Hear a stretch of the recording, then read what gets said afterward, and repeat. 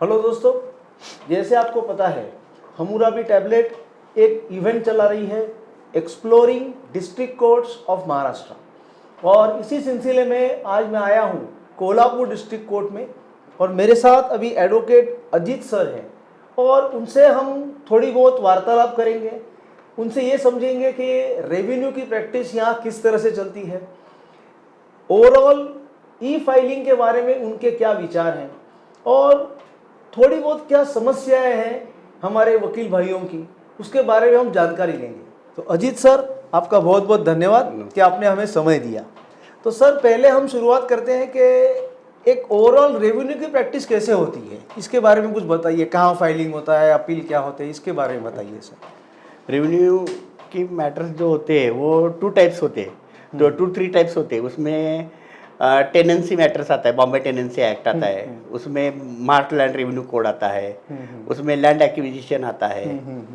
ऐसा BND matters यानी कि बाउंड्री डिस्प्यूट, वो जो वो खेत रहता है ना, उस खेत में जो का बाउंड्री डिस्प्यूट रहता है, एनक्रोचमेंट का डिस्प्यूट वो रहता है उसमें। अच्छा, और ये सर फाइल कहाँ होते हैं मैटर? ये रेवेन्यू मामले from circle officer, revenue circle officer to commissioner secretary, revenue secretary तक जाता है ये मैटर। मतलब गवर्नमेंट ऑफ महाराष्ट्र? हाँ, government of Maharashtra revenue secretary जाता है। तहसीलदार प्रांत, tehsildar SDO, additional collector, commissioner, divisional commissioner और ये सचिव secretary, law, minister, revenue minister और सेक्रेटरी। मतलब सर, आपके कहने से ऐसे समझ में आ रहा है कि कोई सूट वगैरह दाखिल नहीं होता? सूट होता है ना, टेनेंसी में सूट होता है दाखिल, सूट होता है दाखिल।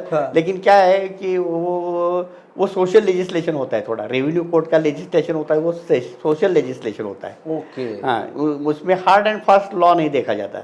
ओके। सोशल जस्टिस और सोशल जस्टिस, सोशल देखा जाता है, लॉ देखा जाता है। Certain provisions of civil procedure code evidence are applicable to revenue codes, but strict hard and fast है, ऐसा नहीं है। तो ये और वो जो रहते हैं ना, वो रेवेन्यू कोड में ड्रेस कोड नहीं होता। अच्छा। रेवेन्यू कोड के प्रिसाइडिंग ऑफिसर होते हैं, वो लॉ ग्रेजुएट नहीं होते। ओके। ऐसा है। वो क्या करते हैं, उनके वो जो एडिशनल कलेक्टर, प्रांत वगैरह यानी SDO वगैरह होते हैं, क्या रेवेन्यू कोड्स जो होते हैं, वो उनकी अदर ड्यूटी संभाल के, law and order other duty संभाल के वो, अच्छा, मतलब ये रेवेन्यू के मैटर्स देखते हैं। Law relating to lands, all types of law relating to lands are regulated in revenue codes. अच्छा, मतलब आप रेवेन्यू कोर्ट ये टर्म बोल रहे हो, लेकिन हाँ, वो एक्चुअली वो कोर्ट नहीं है, क्वासी जुडिशियल बॉडी है। ओके। और इसमें सर कभी मतलब कोई रीट पिटीशन फाइल करने का भी इसमें कोई रहता है? वो सचिव का जो डिसीजन होता है उसके ऊपर रिट फाइल किया जाता है। अच्छा, मतलब आफ्टर द सेक्रेटरी रेवेन्यू के बाद रिट फाइल होता है। सिविल कोर्ट का डिसीजन है वो रेवेन्यू कोर्ट पर बाइंडिंग है, लेकिन रेवेन्यू कोर्ट का कोई डिसीजन सिविल पर बाइंडिंग नहीं है। In respect of title decide करने का अधिकार ओनली सिविल कोर्ट को है।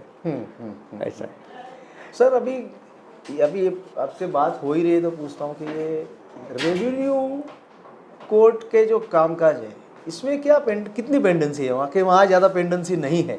वो क्या होता है, समरी इंक्वायरी रहता है, समरी इंक्वायरी रहता है। तो जितने सिविल में स्टेजेस होते हैं मैटर हियरिंग को आने के लिए, उतने स्टेजेस वहाँ नहीं रहते। समरी इंक्वायरी है। अच्छा, तो एक थोड़ा सा हल्के बताइए ना कि कैसे फट से फ्लो होता है वो। हाँ, उसके बारे में बताइए सर।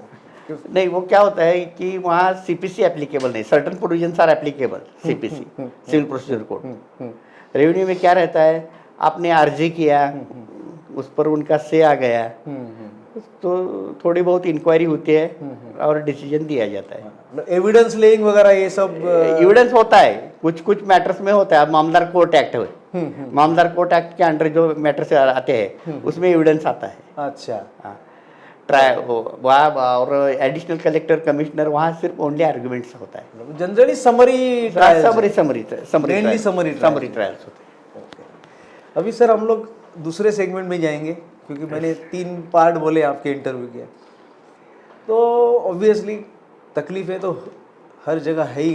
तो एक ऐसी 2-4 तकलीफें आप कहना चाहोगे कि जो हमारे वकील भाई फेस कर रहे हैं ई फाइलिंग को छोड़ के, वो अलग क्वेश्चन है मेरा, किस कोर्ट में आपके यहाँ कोर्ट में अच्छा। कैसा लगता है कि आपको कुछ एक दो चीजें आपको तकलीफ हो रही है, हाँ। कुछ चाहिए आपको उसका सॉल्यूशन, ऐसे अच्छा। कोई है कोई समस्या? वैसे तो बहुत है। इसीलिए मैं बोला बहुत है, बट उसमें से एक दो ऐसे लग रही है आपको प्रोमिनेंट की एटलीस्ट इसको तो सुलझाओ भाई, चलो ये 10 छोड़ दो लेकिन ये 2 को तो सुलझाओ, ऐसी कोई समस्या आपके दिमाग में आती है क्या?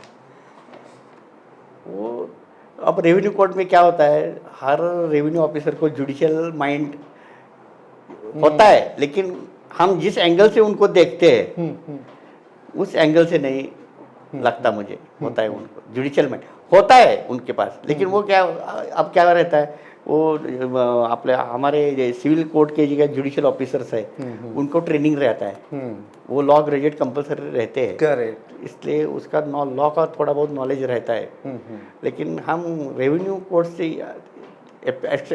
दे are coming from through MPSC UPSC, they are not law students. Law students मतलब जरूरी नहीं है कि he may be a law student. हाँ, यस यस, मतलब ऐसा रहता है। ऐसे मेरे आपके कहने से मुझे एक समस्या ये दिख रही है कि आपका इंक्लिनेशन ये होगा कि at least that revenue officer should have minimum law degree. हाँ हाँ हाँ, तो नहीं जो इजी फॉर नहीं, मेरा कहना ये है, रेवेन्यू ऑफिसर जो रहते हैं उनको जो मैटर्स सुलझाने के लिए दिए जाते हैं, judicial matters, quasi judicial matters, वो मेरा ख्याल है, लेकिन मेरा एक डिमांड है, ऐसा मानो आप, वो लॉ ग्रेजुएट होना चाहिए। और वो क्या है, there other duties of revenue officer, that duties in addition to hear the matters of quasi judicial, वो जो मिक्सिंग रहता है वो क्या होता है, वो अच्छी तरह उस जुडिशियल मैटर को क्वासी जुडिशियल मैटर को ऊपर ध्यान और समय नहीं दे पाते। वो क्या होता है, हमारे वकील साहब वहाँ जाते हैं, वहाँ रेवेन्यू कोर्ट में जाते, कभी कहीं साहब कलेक्टर ने मीटिंग पे बुलाया है वहाँ जाते हैं, मिनिस्टर आया वहाँ जाते हैं, अदर्स मीटिंग रहते हैं लॉ एंड ऑर्डर की वहाँ जाते हैं। और वकील साहब को क्या होता है, वहाँ बार रूम नहीं रहता। बराबर है, वहाँ बार रूम नहीं रहता, वहाँ वकील यहाँ सिविल और क्रिमिनल काम छोड़ के वकील वहाँ गए हुए होते हैं, वहाँ डिस्टेंस बहुत रहता है, वहाँ जाके मैटर चलता है कि नहीं वो उसका गारंटी नहीं है। बहुत so many lot of problems. मेरा ऐसा मानना है कि क्वासी जुडिशियल मैटर डिसाइड करने के लिए गवर्नमेंट ने सेपरेट फोरम, अलग ही फोरम करना चाहिए, not burdening the existing office. हाँ यस, उसमें एक है महाराष्ट्र रेवेन्यू ट्राइब्यूनल जो है, वो टेनेंसी मैटर्स के लिए सेपरेट ट्राइब्यूनल है वो, ओके, बाकी कहाँ नहीं है। अच्छा, बाकी कौन सा नहीं। और तहसीलदार के सामने हमें जाते हैं, अब जब उनको हमें टाइम दिया होता है, 5-50 एडवोकेट्स वहाँ आए हुए मैटर्स में, वो आए तो साहब मीटिंग पे गए हैं, कलेक्टर साहब ने बुलाया है, वो एडवोकेट लोगों को बहुत इनकन्वीनियंस होता है, बहुत इनकन्वीनियंस होता है।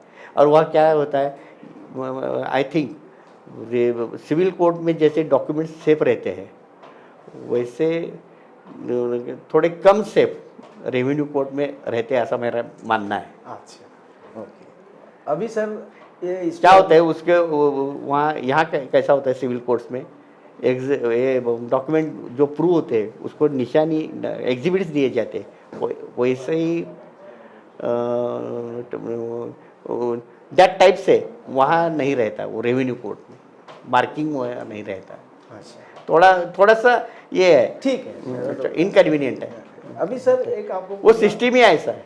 ओके, अभी आपको मैं ये पूछना चाहूँगा कि अभी जैसे ये civil courts overall district courts में ई फाइलिंग आ रहा है, तो क्या आपके रेवेन्यू के यहाँ भी ई फाइलिंग आ रहा है? नहीं, अब तक तो नहीं, वहाँ पे नहीं आ रहा है, अब तक नहीं आया, मतलब आ भी सकता है, मे बी।